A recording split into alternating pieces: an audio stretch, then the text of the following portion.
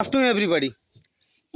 आज ये घटना सहारनपुर में घटी जो मैं आपको सुनाने जा रहा हूँ। एक भाजपा नेता था वहाँ पे।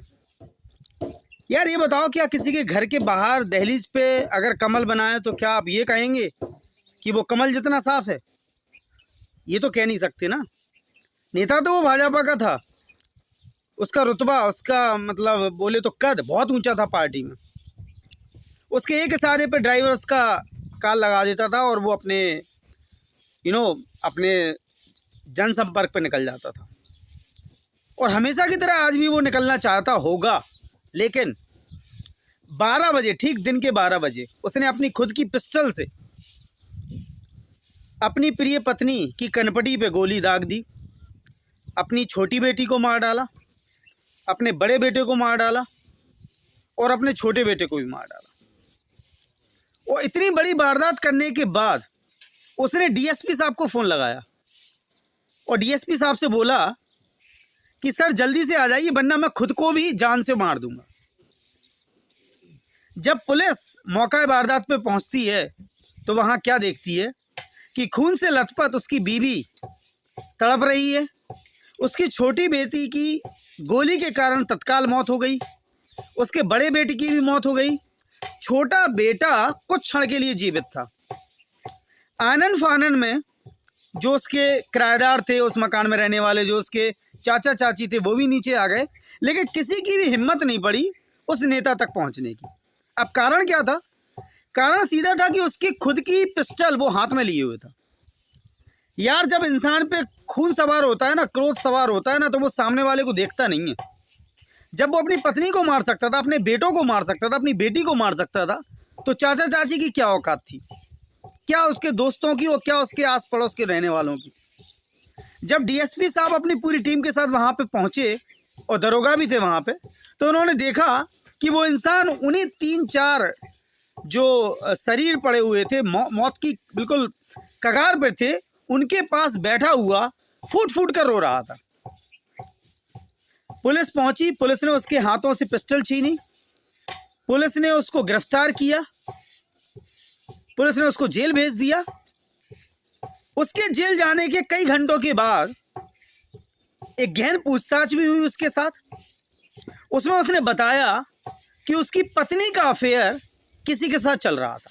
उस शक के कारण, केवल उस शक की बुनियाद पे उसने अपनी बेटी, उसने अपने बड़े बेटे, उसने अपने छोटे बेटे और अपनी पत्नी को मौत के घाट उतार दी। अब आप इसे क्या क्या कहेंगे? इसे क्या कहेंगे? क्या आप इसे गीता से जोड़ेंगे? क्या आप इसे भगवान से जोड़ेंगे? क्या इसे आप साइंस से जोड़ेंगे? क्या कहेंगे इसे? अगर मैं साइंस से जोड़ूं तो लोगों का कहना है कि पत्नी अभी जिंदा है, वो मौत की कगार पे है, लेकिन अभी मरी हुई नहीं है। अगर मैं इसे अध्यात्म से जोड़ूं, भगवान से जोड़ूं, तो भगवान की तो भाई, भगवान का निर्णय तो हमेशा साफ होता है। भगवान ने अगर ठान लिया कि इस व्यक्ति को यहाँ से, यानी इस पृथ्वी लोक से ऊपर उठाना है, तो वो उठेगा यार, वो मरेगा, वो किसी भी रूप में मरेगा। उसकी मौत गोली से, ताली से, बोली से, ठोकर से, किसी भी रूप में हो सकती है। अरे इंसान तो बातों से मर जाता है यार, इंसान तो फांसी लगा के भी मरते हैं, इंसान तो कैसे भी मर सकता है। और अगर गीता की बात करें अब आप गीता पर आ जाइए। देखो गीता में तो साफ साफ लिखा है, भगवान श्री कृष्ण ने बोला है, मनुष्यों को ये उदाहरण दिया है कि यार तुम अगर नहीं भी मरोगे ना, तो जिस दिन मैं पलक झपकाऊंगा, जिस दिन मैं चुटकी बजाऊंगा, तुम सब मारे जाओगे।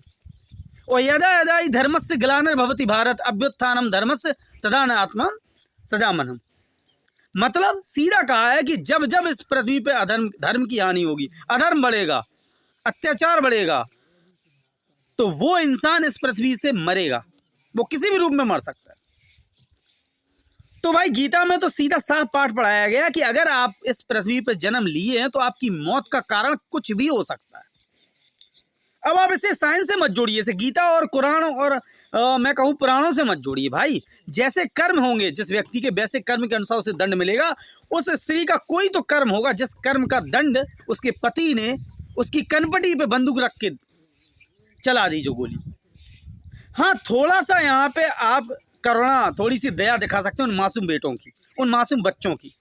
अब सबसे छोटे बेटे का गुनाह ये था कि उसके पिता को लगता था कि ये जो बेटा है उनका, वो नाजायज़ बेटा है, नाजायज़ औलाद है। तो चलो माना, समझा कि सबसे छोटे बेटे को मारा, वो भैया नाजायज समझा उसने। लेकिन अब बेटी की क्या गलती थी, उस बड़े बेटे की क्या गलती थी, जो जिन्हें भी उसने मौत के घाट उतार दिया।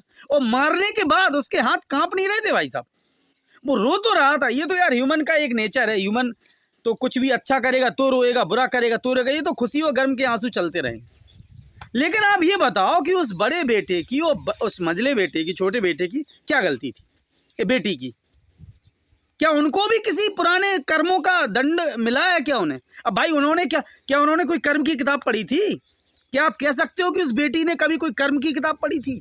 या उस बड़े बेटे की कोई गलती थी? क्या उसने पुराने जन्म में किसी का बुरा किया था? क्या आप इसे जोड़ पाओगे? भैया ये बात आप समझ लो, जो भी मेरे सुनने वाले हों, अगर किसी ने ये समझ के रखा है इस पृथ्वी पे कि उसके पुराने कर्मों का उसे हिसाब मिलेगा, तो भाई ऐसा नहीं है। इसी जन्म के कर्मों का तुम्हें फल मिलेगा।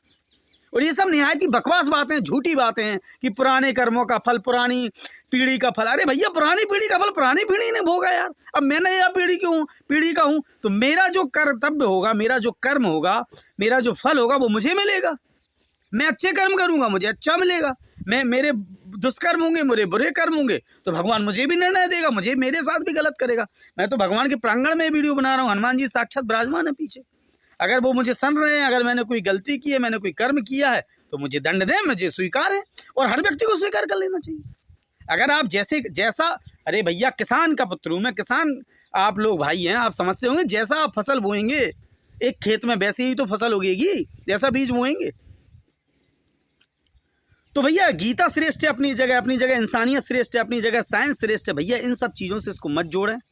कहीं ना कहीं कुछ मिसअंडरस्टैंडिंग थी, कुछ नासमझी थी, कुछ गलतफहमियां थी पति और पत्नी के बीच, जिनका भुगतान पत्नी ने तो भुगता, संग में उन मासूम बच्चों ने, बड़े बेटे ने, छोटे बेटे ने, उस बेटी ने भुगता।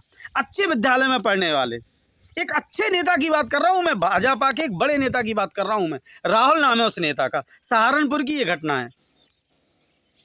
नाम है उसकी पत्नी का परी। और देखने में बड़ी, मतलब अगर मैं उनकी फ़ोटो अगर आपको दिखा सकता, शायद AI की मदद से दिखाता, कि वो बहुत ही चार्मिंग पर्सनैलिटी वाले नेता, भी बाकायदा कद्दावर नेता, जिसके एक इशारे पे मतलब समझ लो कि उस एरिया का माहौल बदल जाए, ऐसा नेता था। चारों तरफ मातम पसरा हुआ है, उसके सारे भाई बहन आ चुके हैं, सारे रिश्तेदार आ चुके हैं, सारे मोहल्ले वाले इकट्ठे हो चुके हैं। चारों तरफ चीख और चिल्लाने की आवाज़ें, रोने गाने की आवाज़ें हैं, क्योंकि एक ही परिवार ने, एक ही मतलब मैं कहूँ तो फैमिली ने अपने 3 पीढ़ी को, मतलब 3 अगली पीढ़ी को खो दिया। उसमें उसका भी नाम शामिल होगा, क्योंकि राहुल को जेल भेज दिया गया और पता नहीं कितनी लंबी सज़ा होगी उसे। कुछ लोगों का तो ये भी दावा है कि वो मानसिक पीड़ा से प्रताड़ित था। अरे भैया, मानसिक रोगी था तो वो भाजपा नेता कैसे था?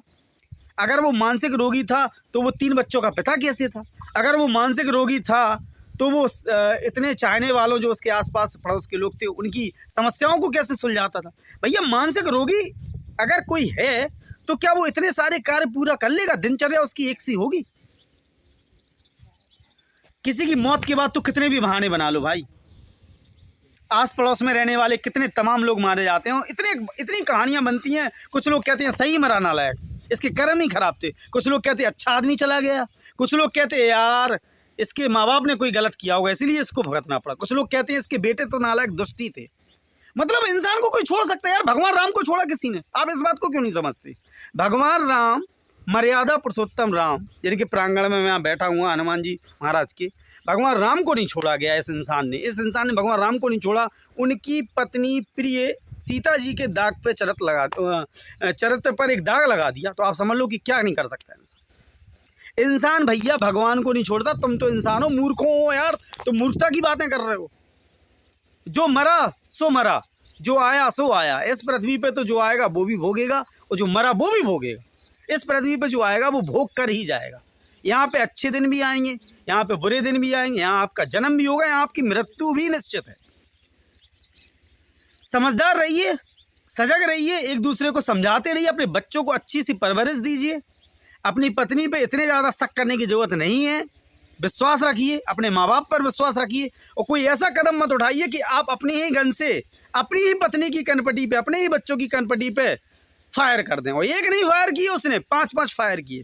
एक तो मिस भी हुआ,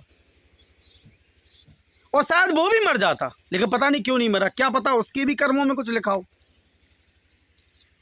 धन्यवाद आप सभी का। ऐसी कुछ खतरनाक घटनाओं से थोड़ा बच के रहिए, अपने आस पड़ोस को समझाइए, समझिए, पढ़ते रहिए। सबसे इम्पोर्टेंट है कि आप ईमानदार बनने के साथ साथ पढ़ाई करें, और अच्छी पढ़ाई करें, केवल किताबी पढ़ाई मत करें, व्यवहारिक पढ़ाई करें, माँ बाप को समझने की पढ़ाई करें, इंसानियत को पढ़ने की पढ़ाई करें, अपनी पत्नी को जानने की पढ़ाई करें, अपने बच्चों की अच्छी परवरिश की पढ़ाई करें। कई प्रकार की पढ़ाई हैं जो आपको करनी पड़ेंगी अपने जीवन को अच्छा बनाने के लिए। Thank you very much. Tough luck for today and good luck for next day. Keep learning, keep changing, do your level best.